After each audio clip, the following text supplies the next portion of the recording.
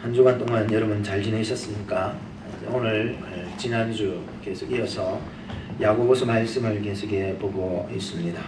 이제 오늘은 시험과 믿음 두 번째 시간을 가져보도록 하겠습니다.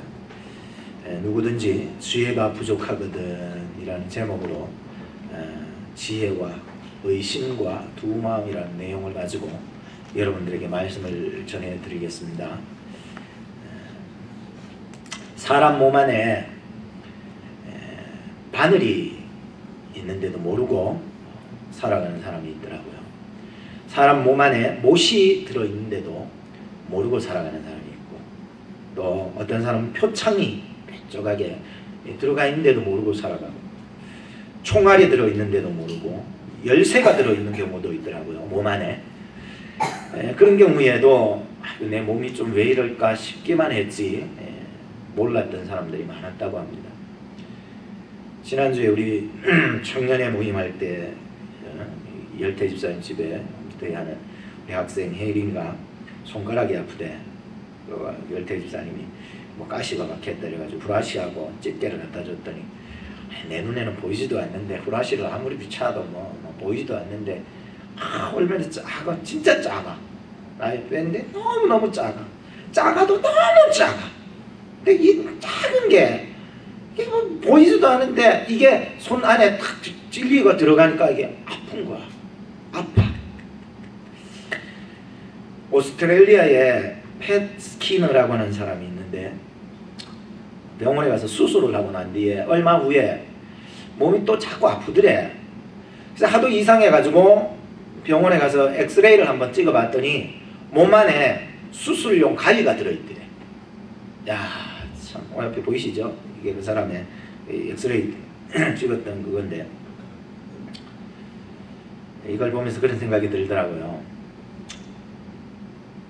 하나님은 우리 마음속을 이렇게 촬영하시는 그 엑스레이라고 생각하면은 우리 마음속에 우리를 아주 힘들게 하고 고통당하게 하는 것들이 있어요. 왜 이렇게 힘들까? 왜 이렇게 시험이 들까? 왜 이렇게 아파할까? 그래서 하나님의 말씀으로 이렇게 좀 조명을 쫙 해보면은 내 속에 교만이 있어요. 내 속에 욕심이 들어있는 거야.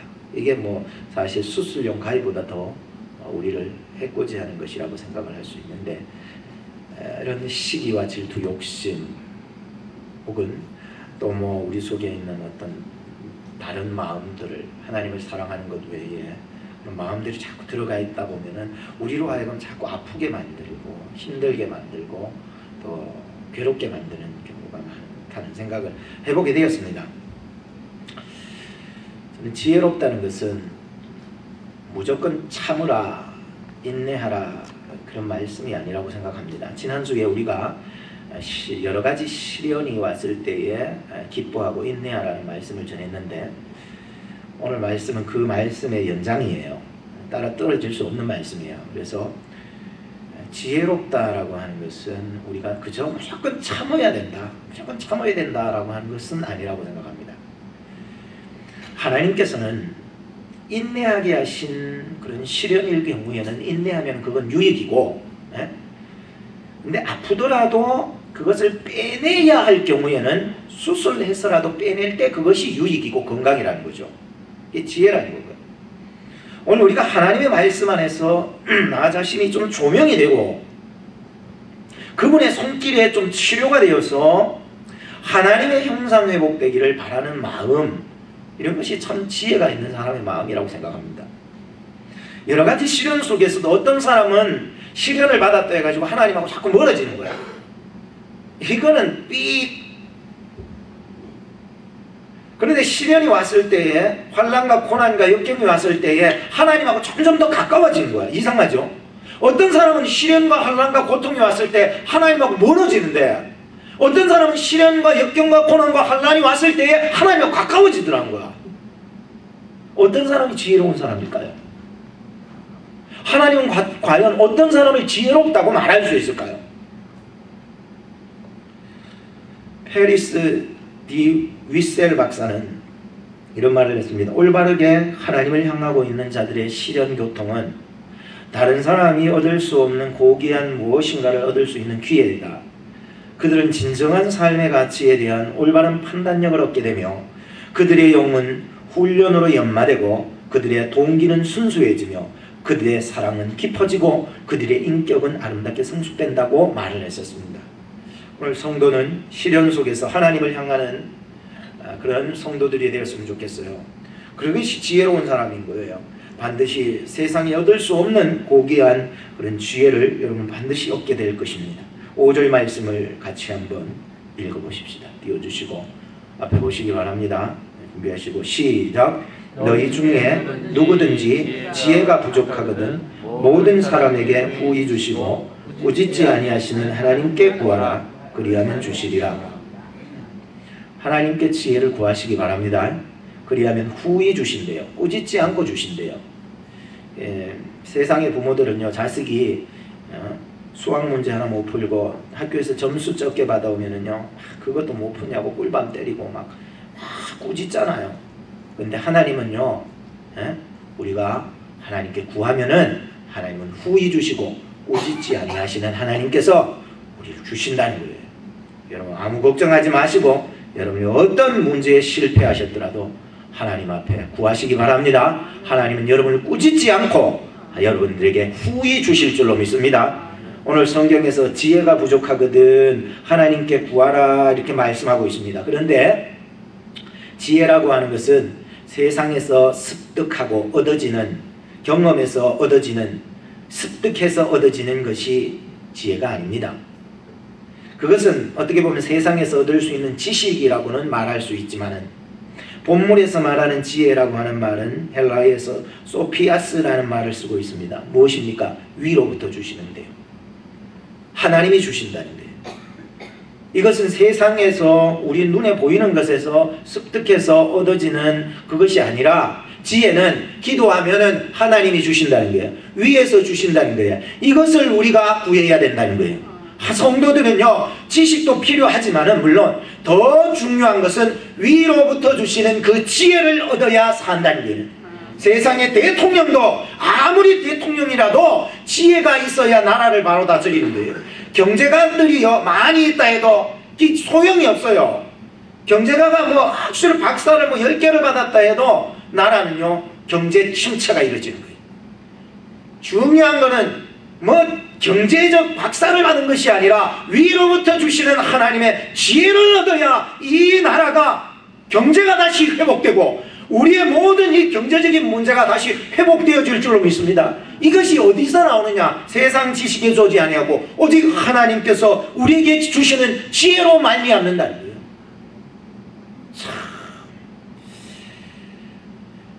성경학자들은 이렇게 표현합니다. 오늘 본문이라는 지혜를 일컬어서 한번 따라합시다. 경건을 추구할 때 따라오는 영적 지각력. 다시 한 번만. 경건을 추구할 때 따라오는 영적 지각력. 좀 이해가 되게 어려워서 학자들은 참 쉬운 말도 어렵게 해요. 이게 학자들인 것 같아. 경건을 추구할 때 따라오는 영적 지각력이라는 표현을 쓰고 있었어요. 우리가 하나님을 구해야 된다는 게, 하나님을 부르짖어야 된다. 하나님을 찾아야 된다는 게, 분명히 하나님을 찾고 하나님을 구하고, 여러분 성경을 읽으세요. 지혜를 주실 줄로 믿습니다. 큐티 생활하는 사람 큐티 생활 회복하시고, 기도 안 하는 사람 기도하세요. 하나님께 구하세요. 하나님을 구하면은 따라오는 영적 지각력이 하나님이 주신다는 거예요. 하나님이 주신다는 거예요. 알면서도 사람은요 세상에 유혹 때문에 자꾸 놓쳐버린다는 게 문제라는 거죠. 저나 여러분들이 하나님을 끝까지 구했으면 좋겠어요. 한 번은 그 높은 뜻 숭우교회 김동호 목사님의 그 간증을 한번 들어본 적이 있어요. 이 목사님이 참, 이 목사님은요 다른 목사님하고 다르게 막 직설적이에요. 설교가 그냥 직설이에요. 그냥 막 비비 꼬는 게 없어요. 그냥 그냥 직설이야 그냥. 근데도 교회가 참 부흥해 나가는 것을 보면은 희한하죠. 한 번은 청년이 교회 신문에다가 글을 하나 올렸는데, 목사님이 교회 신문에 그 글을 읽어보면서 이 청년의 글이 공산당 사상을 가지고서 쓴 거야. 그러니까 좌익 세력이지. 그래가지고 안 되겠다 싶어가지고, 청년들 물든다 싶어가지고 바로 전화를 한 거야. 그 청년 당회실로 오라고. 근데 목사님이 그 좌익 사상에 물들었던 그 청년을 오라고 불러놓고는 마음 한구석에 괜히 전화했네 싶더래. 다시 오지 말라고 전화할 수도 없고. 그래가지고 목사님이 기도를 했대요. 하나님, 나 어떻게 해야 되냐고. 그냥 넘어갈걸 했는데, 이 오늘 기도를 했더니 하나님이 음성을 주시더래. 야 이놈아, 교회 내에는 좌익도 있고 우익도 있다. 그러나 오직 중심인 나를 바라보게 하라. 이 음성을 들었다는 거야. 그래서 그 음성을 듣고 그 내용으로 그대로 그 청년이 왔을 때에 얘기를 해줬더니, 이 좌익 세력에 물들었던 이 청년이 아무 소리도 안 하고 밖으로 나갔다는 거예요.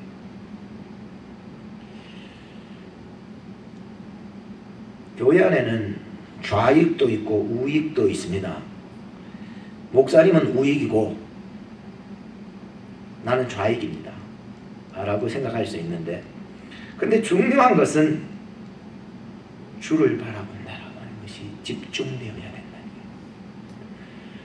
예수님 당시에도 무리들이 있었고, 무리들은 사실 여기 따라다니는 사람들이고, 사실 좌익이 있었고 우익이 있었습니다. 그럼에도 불구하고 예수님은 주를 바라봐라. 나만 바라보래. 나만. 우리가 교회 생활하면서도 좌익이 있고 우익이 있잖아요. 그럼에도 불구하고 우리는 우리의 신앙의 중심이 되신 주만 바라본다라고 하는 거예요. 지혜가 필요하다고 생각을 해요. 저나 여러분들이나 하나님께 지혜를 구하실 때에 우리가 알지 못하는 길을 하나님은 반드시 열어주실 것입니다. 근데 우리가 주를 바라보라고 그렇게 얘기를 하는데도 불구하고 주를 안 바라보니까 자꾸 좌익에 흔들리는 거야. 아니 혹은 우익에 흔들린다는 거지. 그러니까 지혜로운 사람은 좌익도 아니고 우익이 아니에요. 그거 보는 거 아니에요. 누구를 바라본다? 주님만 바라봐요. 하나님만 바라봐요. 아시겠습니까? 여러분, 내가 말하는 건 여러분 내 편 들어주라는 것도 아니고 혹은 저 사람 편 들어주라는 것도 아니에요. 오직 우리 교회가 추구해야 될 것은 오직 하나님만 바라보며 함께 나아가는 것이죠. 그 안에 해답이 있는 줄로 믿습니다. 그 해답이 있는 거야. 해결이 된 거예요. 아무리 우리가 시험을 만났더라도 하나님만 바라보며 하나님께 집중해 나가시기 바랍니다. 이것이 바로 우리가 경건에 힘쓴다는 거예요. 경건에. 그래서 학자들이 경건을 추구할 때에 따라오는 영적인 이 지각력이라는 거죠. 하나님을 따라가시기 바랍니다. 하나님을 추구해 나가시기 바랍니다. 아무리 똑똑한 사람이라도요, 정말 로마서 12장 2절 말씀을 모르면은요, 그냥 세상 풍조대로 살아가는 거예요. 아무리 대통령이라도, 아무리 석박들이라도, 아무리 목사라도, 아무리 교회의 중직이라도 로마서 12장 2절 말씀에 서지 아니하면은 여러분, 우리는요 분별 없는 사람으로 세상 풍조에 따라 흔들려 갈 수밖에 없는 것입니다. 사람의 지혜는요 목말라 하는 거예요. 가난한 자들도요 지혜를 달라고 그래요. 또 대통령도요 지혜를 달라고 그래요. 그렇다고 물을 마신다고 해서 내 이 지혜의 목마름이 사라지는 것일까? 절대 아니에요. 하나님을 갈망하시기 바랍니다. 사슴이 시냇물을 찾듯이 하나님만 갈망하시기 바랍니다. 그의 약속에 붙잡히시기 바랍니다.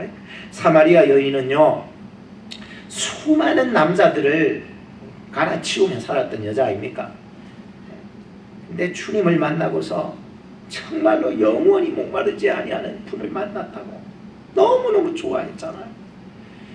솔로몬은요 매우 똑똑했지만은 그가 구한 것은 재물도 아니고 생명 장수도 아니고 원수 갚는 일도 아니었어.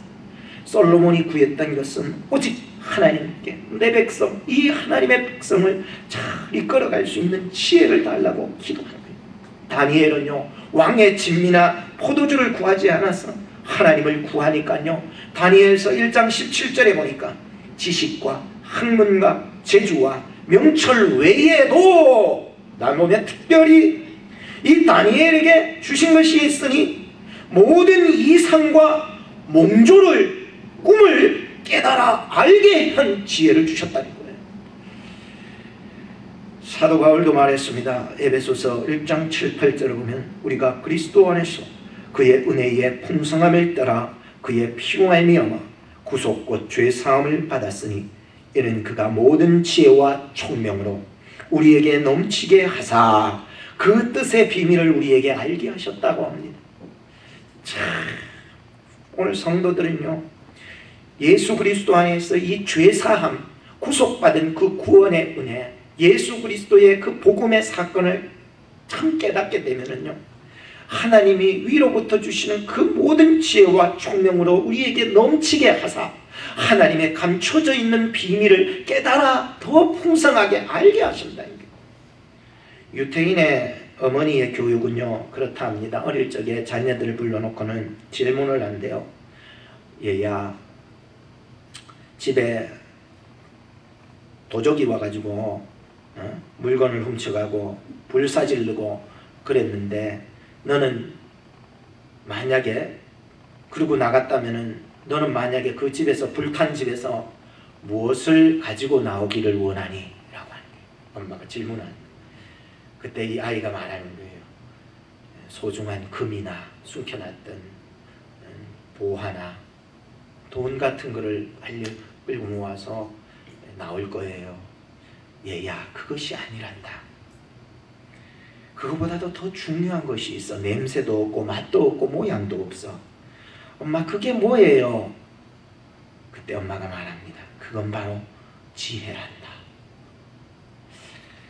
유태인들이 사실 전 세계나 미국에서 참 지혜로운 자의 모습들로 살아가는 것이 당연하리라 생각합니다. 오늘 부모님들은 자녀들을, 오늘 성도님들은 무엇을 만약에 들고 나올 수 있을 것인가 라고 할 때 하나님이 주시는 그 구원의 지혜, 하나님만 바라볼 수 있는 그 지혜, 그것을 여러분 거머쥐시기 바랍니다. 세상이요, 자꾸 이런 마음을 뺏어가요. 그렇지만 그럼에도 불구하고 또 여호와를 추구해 나가시기 바랍니다. 경건 생활을 추구해 나가시기 바랍니다. 그러면 여러분들의 인간적인 욕정, 물질의 욕정, 어떤 세상의 명예의 욕정이 헤쳐나갈 수 있는 길을 반드시 하나님이 주실 줄로 믿습니다. 여러분들이 어쨌든지 하나님을 추구하는 것이 이런 지혜예요. 지혜가 따로 없어요. 하나님을 경외하며 그분을 계속 추구해 나가시는 것이 지혜라는 거예요. 마태복음 6장의 25절 34절 보면은 공중의 새를 보라, 들의 백합화가 어떻게 자라는가 생각하여 보래요. 근데 자꾸만 우리는요, 하나님이 보라고 생각하여 보라고 하는 것은 생각하지 아니하고 자꾸만 세상 것만 보는 거예요. 얽혀진 문제만 본다는 거예요. 그게 문제가 있다는 거예요. 근데 예수님은 말해요. 공중의 쇠를 보래요. 그게 지혜가 있다는 거예요. 들의 백합화를 보래요. 거기에 지혜가 있대. 무슨 지혜? 하나님이 어떻게 키우고 기르시는지 그 새 한 마리 속에 하나님의 지혜가 깃들어 있다는 거예요. 백합화 하나가 피어나는데 그것이 어떻게 자라고 어떻게 꽃이 예쁘게 폈는지 자세히 보라는 거예요. 그러면 그 속에 하나님의 지혜가 있다는 거예요. 오늘 여러분들을 바라볼 때에 하나님의 지혜가 있다는 것이 보여져야 된다는 거예요. 그죠? 아이고, 저 사람도 세상 사람하고 No. 저 사람을 보니까 정말 하나님의 지혜가 깃들어 있네. 이래 돼. 저희 아내가 페루에 갔다 왔잖아요. 사진을 막 많이 찍어 왔어요. 근데 그 중에서 꽃 하나 띄워줬어요. 오케이. 이 꽃이에요. 페루 바닷가에 있던 꽃을 하나 찍어 온 건데 너무 예쁘다는 거야. 가까이서 보니까 노란 꽃도 있고 찐노란 꽃도 있고 분홍색 꽃도 있고 분홍색 꽃 속에 하얀 꽃이 피기도 하고 뭐 이게 색깔이 너무너무 예쁘다는 거예요. 저는 맞다. 하나님이 만드셨기 때문에 노랄 수 있고 분홍색일 수 있고 또 섞여서 이렇게 날 수도 있지 않느냐. 하나님이 만드시니까 세상은 이렇게 못 만듭니다. 세상 지혜로서는 이렇게 이루어질 수가 없자는 거예요. 저나 여러분들의 삶이 혹은 노란 꽃일 수도 있고 분홍 꽃일 수도 있고 섞여있는 꽃일 수도 있지만 하나님이 그 속에 어떻게 키우시고 자라게 하시는지 그걸 보면요 하나님의 지혜를 볼 줄 알아야 돼요. 여러분들이 세상 것에 자꾸 매이면요 하나님의 지혜를 못 봐요. 그러니까 하나님을 추구해 나가시기를 주의 이름으로 축복합니다. 그러면은요 밖에 딱 나가는 순간부터 막 욕이 안 나오고 밖에 나가는 순간부터 모든 게 하나님의 이 지혜로 보는 거야. 나무 한 그루를 보더라도 전에는 나무가 왜 여기에 심겨져 있어서 이러냐고 했는데 이제는요 나무를 보니까 하나님의 지혜가 보이는 거예요. 전에는 비가 오면 막 우울하게 비 온다고 욕하고 그랬는데 비가 오니까는 하나님의 지혜가 보이는 거예요.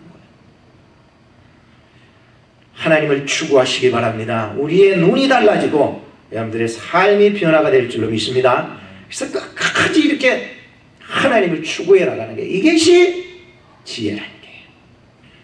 계속해서 말씀을 보시겠습니다. 6절과 7절 말씀을 띄워주시고 준비됐습니까? 같이 한번 읽어보겠습니다. 시작. 오직 믿음으로 구하고 조금도 의심하지 마라. 의심하는 자는 바람에 밀려 요동하는 바다 물결 같으니 이런 사람은 무엇이든지 죽게 얻기를 생각하지 마라. 죽게 얻기를 생각하지 마라. 죽게 얻기를 생각하지 마라. 죽게 얻을 생각하지 마. 어떤 사람? 믿음이 아니고 의심하는 사람. 믿음으로 하지 못한 일들은 얻을 줄로 생각하지 마. 이겁니다.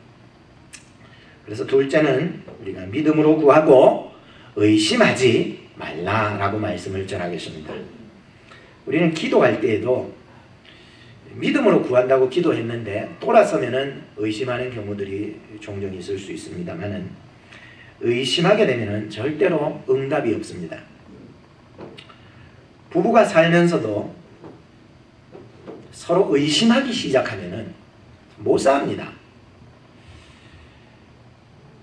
교회 생활하면서도 자꾸 의심이 생기면은 그 교회 못 나갑니다. 공부하면서도 내가 왜 이 공부해야 되는지 의심이 자꾸 들어오면은 끝을 졸업 못하는 거죠. 의심은 마귀가 주는 마음입니다.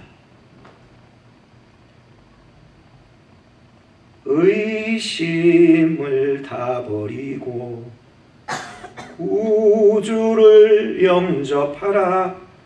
만문 다 열어놓고 내 구주를 영접하라. 의심하지 말라 해서 의심하다는 말은 디아크리노라는 말을 쓰고 있는데 그 의미는 자기 자신과 모순되다, 모순되다는 거예요. 모순, 주저하다, 망설이다 이런 뜻을 가지고 있습니다. 다시 말하면은 이 믿음에 모순이 생기게 되었다는 거예요. 믿었던 사람에게서 믿었던 일이 자꾸 주저하게 되는 거예요. 망설이게 된다라고 하는 의미를 가지고 있는 거예요. 옛날에 소장수가 소를 사가지고는 이제 나무다리를 이제 건너와야 되는데 갈 때는 뭐 혼자니까 문제가 없었는데 올 때는 소를 끌고 와야 되니까 왠지 이 나무다리가 신찮아 보였어요. 그래서 무너질 것 같기도 하고 그래가지고 마음으로 기도를 했답니다. 하나님, 만약에 제가 이 소를 끌고 와서 잘 키워서 송아지 새끼를 놓으면은 그 송아지, 첫 번째 송아지를 하나님께 드리겠습니다라고 기도했습니다. 근데 중간쯤 오다가 마음이 변하는 겁니다. 송아지가 나중에 이제 생겨나게 되면은 그 드릴 것이 너무 아까워가지고 돼지 새끼로 바뀌었습니다. 그러다가 한 3분의 2쯤 지나오다 보니까는 돼지 새끼도 아까우니까는 닭 한 마리로 바꿨습니다. 그러다가 거의 다 건너올 쯤 되었을 때 나무다리가 삐그덕하면서 흔들렸다는 거예요. 그때 이 소장수가 말했습니다. 하나님, 농담도 못합니까? 농담도 못해요 라고 얘기했다는 거예요. 우리가요, 믿음으로 구하고 조금 더 의심하지 말라고 얘기하는 것은 믿음으로 맡겼다면 의심이 발생하지 않도록 하라는 거예요. 그러니까 믿음의 그 마음에 새끼, 알을 까지 말라는 뜻이에요. 알을 까지 말아야 된다는 게. 알을 까면 안 돼요. 제가 선교사의 교회 이야기를 한번 읽어보면서 이런 내용이 있었습니다. 볼리비아의 산타크루즈라고 하는 곳에 선교사님이 선교를 하면서 어떤 아주머니가 아기를 데리고 교회에 온 거야. 제발 좀 기도해서 낫게 해달라는 거야. 이 선교사님이 아기를 딱 안고 보니까 눈탱이가 이만하게 막 가몽시처럼 부었던 거야. 그래서 그 눈을 이렇게 까짓겨가지고 이렇게 보니까 그 안에 구더기가 한 마리 있었어.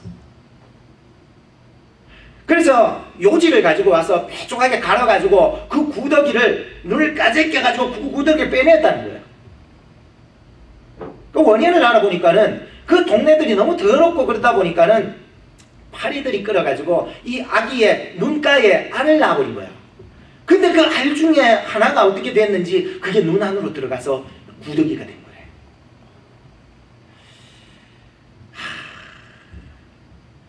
의심한다는 것은 마치 파리가 알을 까는 것과 똑같다는 거죠. 우리 마음 속에 의심이 들어온다는 것은 새끼 품는 거예요. 알이 푸는 거야. 구더기가 생기는 거야. 퉁퉁 붓는 거지. 왜 이렇게 부을까? 까짓게 보면 안다는 거예요. 집어내야 돼. 그리고 선교사님이 집어내고 그 다른 사람도 이렇게 기도해주고 막 이렇게 뭐 말씀 전하다가 한 3시간이 흐르니까 눈에 부었던 것이 들어가더래. 3시간 딱 지나니까. 오늘 저나 여러분들 속에 의심이 밀려오지 않도록 경계해야 됩니다. 의심이 내 신앙에 알을 까지 않도록 해야 된다는 것입니다. 의심하는 자는 마치 바람에 밀려 요동하는 바닷물결 같으니 이런 사람은 무엇이든지 죽게 얻기를 생각하지 말라고 말합니다. 귀한 비유를 던져주고 있습니다. 의심이라고 하는 것은 마치 바람에 밀려 요동하는 바닷물결 같대요. 바람에 밀려오는 물결이라고 하는 것은 누구도 예측할 수 없습니다. 제가 예전에 바닷가에 한번 갔었을 때에 무릎까지만 이렇게 바지를 올려놓고는 바닷가를 이렇게 거닐게 돼요. 그러니까 종아리까지는 물이 차요. 그러다가 갑자기 내가 예상 못할 그 시점에 바다 물결이요 쭉 오더니 내 허벅지까지 다 채워가지고 그냥 바지를 적셔버린 적이 있었습니다. 바다 물결이라고 하는 것은 예측할 수가 없는 거예요. 올라갔다가 내려갔다가. 그러니까 뭐랄까 고요한 날이 없어요. 중심이 없어요. 결단이 조속으로 변하니까는 아침에 다르고 저녁에 다르고 이러니까는 이게 중심이 없는 거예요. 엊그저께 청년의 모임을 하면서 우리 장성훈 선생님이 우연찮게 참석을 하게 됐어요. 우리 청년의 모임에. 그러다가 의심에 대한 얘기를 좀 나누다가 장성훈 선생님이 그런 성경에 나오는 비유를 하더라고요. 목사님 의심이라고 하는 것은요. 맞아요. 그거더라고요. 제자들이 배를 타고 바다로 갔는데 바람이 일고 하니까는 물결이 세지니까는 배가 덜렁덜렁거리잖아요. 그럴 때 예수님께서 그 출렁이는 물결 위로 걸어오셨잖아요. 제자들이 말하면 유령이라고. 그러니까 예수님은 아니다 나다 하니까 자세히 보니까 예수님이야. 베드로가 말했대. 예수님 나도 물 위를 걸을 수 있겠습니까? 그래 오라. 물 위를 걸어갑니다. 근데 예수님만 바라볼 때에는 물 위를 걸어갔는데 밑을 바라보니까 물결을 바라보고 여기를 보니까는 어떻게 됐어요? 빠져들었다는 거예요. 그 얘기를 하시는 거예요. 그래도 우리 장성훈 선생님이 믿음이 없는 사람이 아니구나. 이 얘기를 안다라고 하는 것은 그래도 성경은 그래도 조금 읽으셨구나. 이 생각이 들더라고요. 그래 맞아요. 그런 생각하면서 저는 그 뒤에 말씀이 저는 생각이 났어요. 왜냐하면 예수님께서 베드로에 빠졌던 그 손을 잡아 당겨서 일으켜 그 배에 올려놓고는 믿음이 적은 자요. 그 뒤에 뭐죠? 왜 의심하요? 권사님 잘 아시네. 권사님도 역시 성경의 박사님 같아요. 믿음이 적은 자요. 왜 의심했냐는 거야. 의심한다는 거야. 의심하는 건 빠져든다는 거예요. 그래서 그래 맞다. 내가 잘 알고 있음에도 불구하고 의심하니까 빠져드는 거야. 믿음은 오직 주만 바라보는 거야. 주만 바라보면은 내가 생각지 못한 바람에 일렁거리는 그 물결도 나도 걸어갈 수 있는데 그거 잠깐 바라보다가는 빠져버린다는 거야. 오늘 저나 여러분들이 주만 바라보며 이 험한 세상을 살아나갈 수 있기를 주의 이름으로 축복합니다. 그럼 우리가 생각지 못한 기적의 일이 일어난 거야. 어째 이스라엘 백성이 앞도 뒤도 옆도 다 막혔는데 어디 갈 길이 어디 있습니까? 그러나 하나님 앞에 기도하니 모세를 통해 홍해를 가르시는 하나님 아니십니까? 우리가 생각이 지혜가 짧아요. 왜냐하면 우리 지식에 머물러 있으니까. 하나님의 지혜는요, 우리의 길이 동서남북 막혔다 할지라도 하나님의 지혜는 반드시 길을 열어줄 줄로 믿으시기 바랍니다. 이게 하나님의 지혜라는 거예요. 의심을 버리시기 바랍니다. 저는 이번에 휴가를 받아서 텍사스에 식스 플래그 갔다 왔어요. 아이고 뭐 저는 좋아하는 것은 아닌데 애들이 좋아하니까는 가야 되는 이 심정. 그래서 우리 예인이는 어리다 보니까 탈 게 없어. 그래서 아내랑 얘기해서 칙칙폭폭 기차 한 바퀴 도는 이렇게 그냥 그거라도 타자 싶어서 탔는데 잘못한 거예요. 이 기차가 옆으로 이렇게 평평한 데로 안 가고 위로 가더라고. 아이고 예인아 이거 뭐 좀 기미가 이상한 것 같다. 그러니까 처음엔 이래 갔어요. 쭉 가다가 위로 가더라고. 예인아 심상치 않을 것 같다. 한참을 올라간 거야. 올라갔는데 내려가는 데는 너무 무서웠어요. 나도. 그런데 애는 오죽하겠냐고 그때부터 울기 시작한 거야. 나도 죽을 지경인데 우니까는 애를 붙잡고 막 괜찮다. 무서워하지 마라. 잠시 우면 끝난다. 막 우는 거야. 아빠 하면서 막 내 손을 붙잡고 안 놓는 거야. 그래서 난 걔를 꼭 불안고 막 있는데 조금 있으면 끝난다. 참아라. 다 끝나간다. 지금 하는데도 얼마나 쉥 돌 때는요. 이렇게 도는데 막 눈알이 빠져나가다가 모자가 날아가 버린 거야. 내 모자가. 너무 빠르니까 꽉 덮었었는데 모자가 모자 잃어버렸어. 그래도 모자는 잃어버려도 애는 잃어버리면 안 된다는 굳건한 생각에 끝까지 붙잡고 있었어요. 조금만 참으라고. 내 애는 끝까지 나를 꼭 붙잡고 무사히 탁 도착하니까 그게 크게 막 우는 거야. 엄마! 하면서 엄마를 찾으며 우는 거예요. 우리가요, 이 세상은요, 마귀가요, 우리로 하여금 여러 가지 시험을 주지만 우리가 붙잡아야 될 것은 하나님이에요. 하나님은요, 우리에게 예수 그리스도를 우리에게 임마누엘로 우리에게 보내주셔서 우리를 붙잡게 하여 주셨어요. 우리가 이 땅 가운데 붙잡을 거는 의지할 것은 우리 예수밖에 없는 거예요. 예수님만 잡을게요. 예수님 붙잡을게요.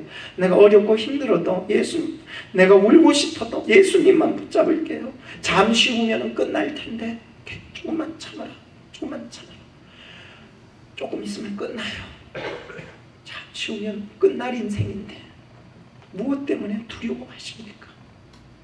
무엇 때문에?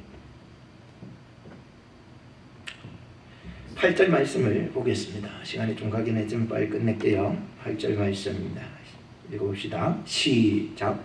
두 마음을 품어 모든 일에 정함이 없는 자라.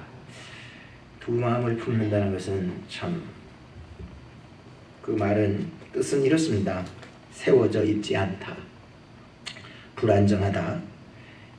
일정하지 않다. 변하기 쉽다. 변해도 너무 변한다. 너무 변해. 두 마음은요, 올바른 가정을 이룰 수 없고, 두 마음은 올바른 교회 생활할 수 없고, 두 마음은 올바른 직장 생활할 수 없고, 두 마음은 올바로 공부할 수 없어요. 이해가 되시죠? 두 마음 가지고서는 안 돼요. 왜냐하면 하나님은 마음을 몇 개 지어 주셨을까요? 하나만 주셨어요. 하나만 사랑. 그러니까 마음이요, 사랑하는 게 두 개 사랑할 수 없어. 절대 두 개가 안 돼. 열대집사님은 두 마음에 대해서 양다리라고 그런 표현을 했어요. 양다리. 맞죠? 양다리라는 표현인데 양다리는 안 돼. 마음은 한 개뿐이야. 하나님은 자기를 사랑해 주기를 원하셔. 마음을 지어줬는데 우리 이 하트를 하나님만 사랑할래. 하나님만 사랑할래. 한번 따라합시다. 하나님만 사랑할래. 하나님만 사랑할래. 이 마음을 원하시는데 자꾸 내 마음이 쪼개지는 거야. 하나님만 사랑했다가 세상도 사랑했다가 세상도 사랑했다가 하나님도 사랑했다.